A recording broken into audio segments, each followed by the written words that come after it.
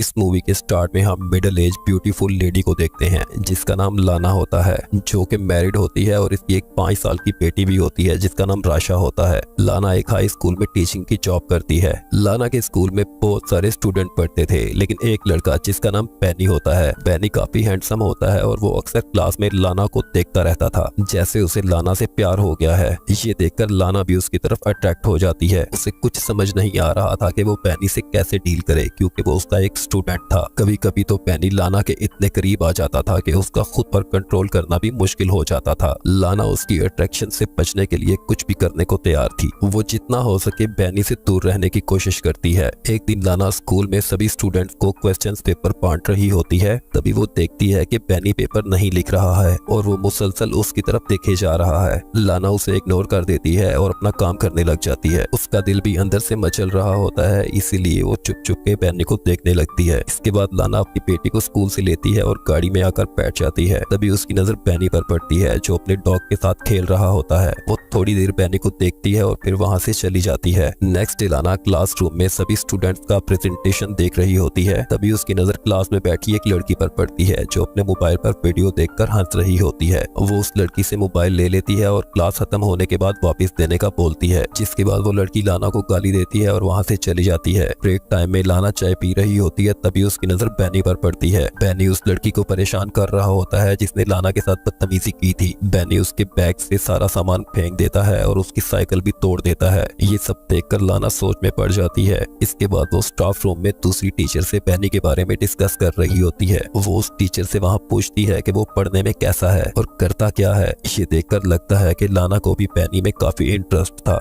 Next day लाना school में बेनी को बोलती है कि मुझे तुमसे कुछ बात करनी है और वो उसे खाली क्लासरूम में ले जाती है। वहाँ वो उसको बैठने का बोलती है और फिर उसका हाल चाल पूछती है। इसके बाद वो उसे पूछती है कि उसे स्कूल में अच्छा लग रहा है या नहीं, पर बेनी खामोश रहता है और उसकी किसी भी बात का जवाब नहीं देता। अब वो लाना से पूछता है कि वो उससे क्या चाहती है। लाना उसे कहती है कि तुम्हें स्कूल की लड़की के साथ बुरा बिहेव नहीं करना चाहिए था, मुझे तुम्हारी बहुत फिक्र है। और उसे समझाते हुए अपना हाथ उसके घुटने पर रख के कहती है कि तुम्हें मुझसे कोई हेल्प चाहिए तो बताओ। बेनी उसके हाथ की तरफ देखकर हंसता है, तभी वो अपना हाथ फौरन पीछे कर लेती है। बेनी उसे कहता है कि मुझे नहीं लगता कि तुम सच में मेरी हेल्प करना चाहती हो। लाना उसे कहती है कि मुझे तुम्हारे फ्यूचर की फिक्र है। बेनी हंसकर उसे कहता है कि मैं जानता हूँ कि तुम भी मुझसे प्यार करती हो। ये बात सुनकर लाना घबरा जाती है और एक मीटिंग का बहाना करके वहाँ से चली जाती है। नेक्स्ट डे लेक्चर के बाद सारे स्टूडेंट क्लासरूम से चले जाते हैं, पर बेनी गलती से अपना बैग वहाँ भूल जाता है। लाना उसके बैग को उठाकर आसपास नजर दौड़ाती है, कोई उसे देख तो नहीं रहा। फिर वो बेनी के बैग से उसका स्वेटर निकालकर अजीब तरह से सूंघने लगती है और वापस रख देती है। इसके बाद वो वॉशरूम में जाती है, जहाँ वो झुककर टैप से पानी पीने लगती है। जब वो ऊपर उठती है तो बेनी को अपने सामने देखकर नर्वस हो जाती है। बेनी अब लाना को टच करने लगता है, पर लाना उसका हाथ पीछे कर देती है। बेनी मुस्कुराते हुए फिर से उसे छूने लगता है और उसे गर्दन पर किस करता है। लाना भी उसकी बाहों में खो जाती है, पर अचानक उसे होश आता है और वो पीछे हटती है और बेनी को भी रुकने का बोलती है और कहती है कि हम दोनों के बीच दोबारा ऐसा नहीं होना चाहिए, और उसे धमकी देती है कि तुमने अगर फिर से ऐसा कुछ किया तो मैं तुम्हें स्कूल से निकलवा दूंगी।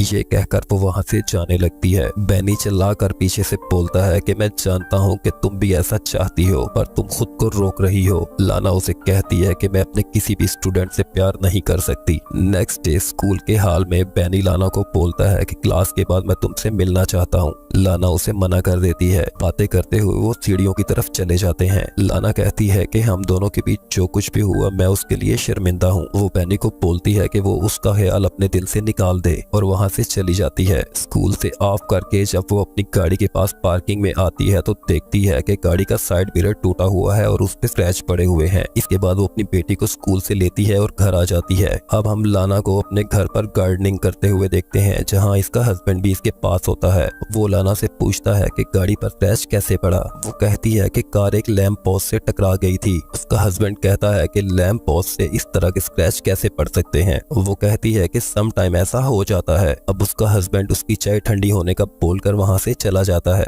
नेक्स्ट डे लाना क्लासरूम में सभी स्टूडेंट्स को इंटर्नशिप के लिए एक लेटर लिखने का बोलती है। और स्टूडेंट से पूछती है क्या किसी को कोई सवाल करना है। तभी बेनी अपना हाथ खड़ा करता है और उससे सवाल करता है कि क्या वो स्कूल में जॉब छोड़ना चाहती है, क्योंकि उसने उसे प्रिंसिपल के पास जाते देखा था। उसकी बात सुनकर पूरी क्लास हंसने लगती है, जिस पर लाना को बहुत गुस्सा आता है और वो उसकी कंप्लेन प्रिंसिपल को करने का बोलती है। बेनी उसे कहता है कि मैं जानता हूँ कि तुम्हें प्रिंसिपल के तलवे चाटना पसंद है।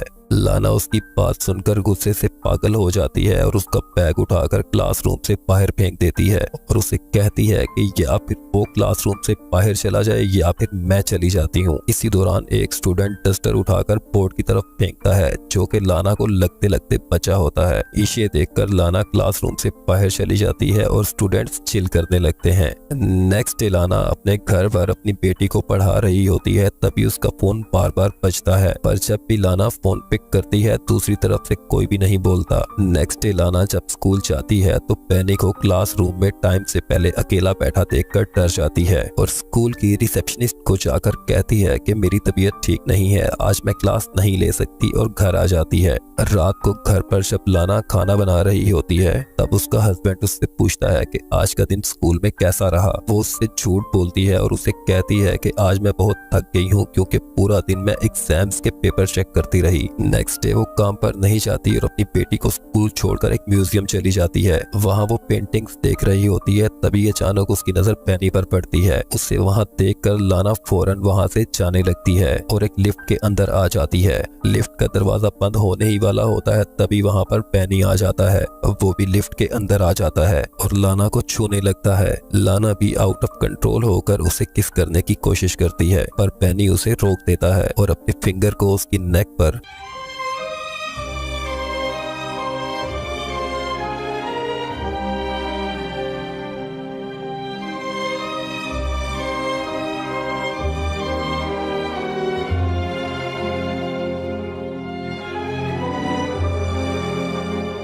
उस रात लाना को बहुत बुरे बुरे सपने आते हैं। उसे ऐसा लगता है जैसे उसकी फैमिली उससे छिन रही है। वो घबराकर जाग जाती है और रात भर सो नहीं पाती। अब वो कुछ भी करके बेनी से छुटकारा पाना चाहती थी। नेक्स्ट डे लाना स्कूल में प्रिंसिपल के ऑफिस में आ जाती है और नेक्स्ट डे होने वाले एग्जाम्स का एक पेपर चुरा लेती है। लाना का प्लान था कि वो उस पेपर को ले जाकर बेनी के बैग में रख देगी, जिससे बेनी को चीटिंग के केस में स्कूल से रेस्टिकेट कर दिया जाएगा। और लाना का ये प्लान कामयाब हो जाता है और बेनी को स्कूल से निकाल दिया जाता है। बेनी के स्कूल से चले जाने के बाद लाना को लग रहा था कि अब वो अच्छे से सब कुछ मैनेज कर पाएगी और सब कुछ पहले जैसा होगा, लेकिन होता उसके ऑपोजिट है। लाना को अब बेनी की याद सताने लगती है। वो बेनी के साथ बिताए हुए खूबसूरत पलों को याद करती है। एक दिन लाना अपनी बेटी के साथ एक बुक शॉप में जाती है। वहाँ उसकी बेटी अचानक गायब हो जाती है। लाना काफी टेंशन में आ जाती है, इसीलिए वो सिक्योरिटी कैमरास की फुटेज को देखने लगती है। फुटेज में उसे बेनी दिखता है, जो कि उसकी बेटी के पीछे जा रहा था। ये देखकर लाना काफी डर जाती है। उसे ऐसा लगता है जैसे बेनी ने अपना बदला लेने के लिए उसकी बेटी को किडनैप कर लिया है। तभी इसके फोन पर सिक्योरिटी वाले की कॉल आती है, जो इसे बताता है कि आपकी बेटी मिल गई है। तब जाकर लाना सुकून का सांस लेती है। इस हादसे के बाद वो हर टाइम डरी रहती थी कि बेनी उससे बदला लेने के लिए कुछ भी करेगा। इसीलिए एक दिन वो बेनी के घर के बाहर आती है, जहां वो अपनी कार में बेनी के घर से बाहर आने का इंतजार करती है। बेनी घर से बाहर आता है और अपनी बाइक पर बैठकर वहां से चला जाता है। लाना भी उसका पीछा करती है। जो ही बेनी एक वीरान रास्ते पे पहुंचता है, लाना अपनी कार की स्पीड तेज करती है और उसे टक्कर मारकर गिरा देती है। इसके बाद वो गाड़ी रोककर थोड़ी देर गाड़ी में बैठती है और गाड़ी से बाहर निकलती है। बेनी की कंडीशन देखकर वो वहां से वापस घर आ जाती है। इससे पता चलता है कि लाना बेनी से छुटकारा पाने के लिए किसी हद तक भी जा सकती थी। यहीं पर ये स्टोरी एंड होती है।